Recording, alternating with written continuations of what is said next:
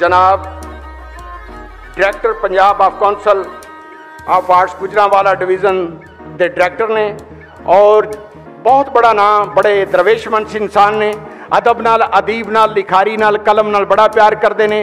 S जिहड़ा art council दे विच मुशायरा पा रहे हैं, इहदा इनकाद उन्होंने इश्तराक और उन्होंने तावन नाल ही हो रहा है। उन्होंने वास्ते भरपूर क्लैपिंग। जनाब मुअज़्ज़ज़ ज़ीशान वक़ार जनाब गुलाम अब्बास साहब जी। बिस्मिल्लाहिर्रहमानिर्रहीम।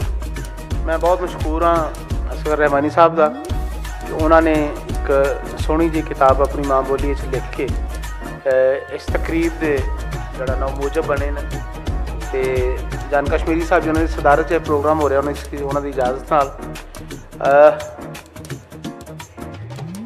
बहुत सारे लोगों को इन्होंने गलों का पता है कि जी पंजाबी जुबान है ये इस टाइम दुनिया की तीसरी वड्डी जुबान है और ये जोड़ा वड्डा कंट्रीब्यूशन है वो चढ़ते पंजाब के लोगों का वो इनू ओन करते पे हैं और इनू फैला रहे हैं। उन्होंने चैनल काम करते पे हैं कैनेडा अमरीका यूरोपीयन कंट्रीज़। तो खूबसूरत जी गल है कि तुहानू कुछ अर्सा पहले एक डिसीजन होया सी कि सारे सूबे प्राइमरी तक अपनी माँ बोली पढ़ान तो उहदे च सारे सूबे जिहड़े ने वो अपनी माँ बोली पढ़ा रहे हैं सिवाए पंजाब तो पंजाब दे विच भी तुहानू ढेर सारी मुबारक कि सिलेबस बनाने ते काम शुरू हो चुके हैं और अन करीब प्राइमरी तक पंजाबी जुबान इंशाअल्लाह पंजाब विच पढ़ाई जाएगी, साडी माँ बोली पढ़ाई जाएगी इंशाअल्लाह। तो दूसरी गल है कि जिहड़े लोग माँ बोली की तरवीज लई इनू फैलाण लई इनू इहदा गुमशुदा मकान या गुमशुदा रुतबा दिलाने की कोशिश करते पे ने उन्होंने असगर रहमानी साहब का जोड़ा नाम है वो मोटे हरूफ नाल लिखा जाएगा तारीख। तो तुसी अगर अदबी बैठक के पिछले पासे ना 4 मिसरे मेरे लिखे हुए हैं कि दिल दा बूआ खोल के वेख तकड़ी उत्ते तोल के वेख मूँह विच मिसरी घुल जाएगी यार पंजाबी बोल के वेख। बहुत शुक्रिया। मैं खुद भी साहिब किताब शायर हाँ, पंजाबी भी लिखना वा। 2-4 शेर साहिब सदर की इजाजत नाल पेश करांगा। जी किताब है ना असल च अगर तुसी गौर करो ना तो असी अलहमदुलिल्लाह मुसलमान हाँ तो साढ़े जोड़े ढेर सारे नबी होए ने उन्होंने 4 वड्डे नबी होए जिन्होंने असीं साहिब शरीयत पैगंबर कहने और उन्होंने उत्ते किताबां उतरी हैं। किताब इन्नी अहम चीज़ है कि बाकी अंबिया जोड़े ने उन्होंने किताबां नहीं उतरियां, जोड़े साहिब शरीयत नबी उही ने जिन्होंने किताबां उतरियां। किताब बड़ी अहम है कि रब सोहने ने भी जदों किसी की सलाह या किसी की रहनुमाई करने की कोशिश की है तो उन्होंने बंदियां दे नाल किताबां भेजी। लिहाजा मैं समझना जी आखिर गोर टकाना इसका टाइटल ही बड़ा सोहना यानी कि इंसान को मौत याद रहे असीं आखिर मारी जाना। लिहाजा सानू सोचना चाहिए कि अगे भी एक दुनिया है, अगे भी एक जमाना है तो वो कुछ कर लीए।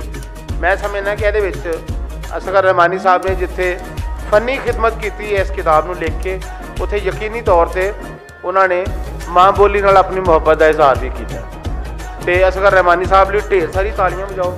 तो मैं 2-4 पंजाबी शेर सुना के थोड़ी जी बजा सुनावांगा कि 4 मिसरे पंजाबी जुबान के रहमानी साहब कि साढ़े दोवां दे विच प्यार तां सी तुसां नहीं कीता असां कीता है।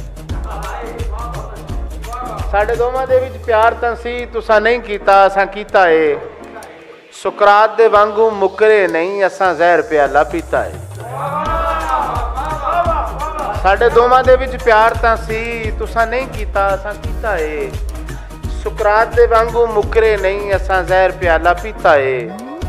और तेरी बेपरवाही वेख लई तां सीधा मूड हयाती दा असां हौकियां नाल मरोड़िया है हामां नाल चिब्बा कीता है। बहुत शुक्रिया, बहुत शुक्रिया, बड़ी मेहरबानी। और गज़ल दे 2-3 शेर ने कि इस तरह मेरे कलम ने कदर जानी दर्द दी, इस तरह मेरे कलम ने कदर जानी दर्द दी, मैं लिखा कुछ भी पढ़ा ते है कहानी दर्द दी। इस तरह मेरे कलम ने कदर जानी दर्द दी, मैं लिखा कुछ भी पढ़ा ते है कहानी दर्द दी। और मेरा जुस्सा भोरा भोरा करके खाधा दर्द ने, मेरा जुस्सा भोरा भोरा करके खाधा दर्द ने, मेरे लहू नूं रिड़कदी एक मधानी दर्द दी।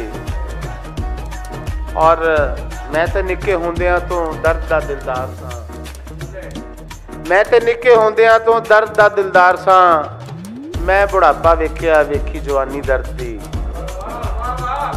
बहुत शुक्रिया, बड़ी मेहरबानी। दो तीन बोलियां सुना के मैं इजाजत चाहांगा कि सस्सी अखियां च रेत वसाई, रहमानी साहब, सस्सी अखियां च रेत वसाई ते नींदरां बलोच लै गए। बहुत शुक्रिया। सस्सी अखियां च नींदर रेत वसाई ते नींदरां बलोच लै गए, ते तेरी याद हुलारे देवे, तेरी याद हुलारे देवे ते हंजुआ ने पींग पा लई, तेरी याद हुलारे देवे ते हंजुआ ने पींग पा लई।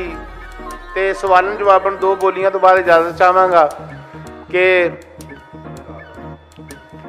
तेरे सिर दा दुपट्टा रवे सिर ते, तेरे सिर दा दुपट्टा रवे सिर ते, नी मापियां दी लज वाली है। और जवाबन बोलिए कि मेरे सिर दा दुपट्टा नहीं हो लैंदा,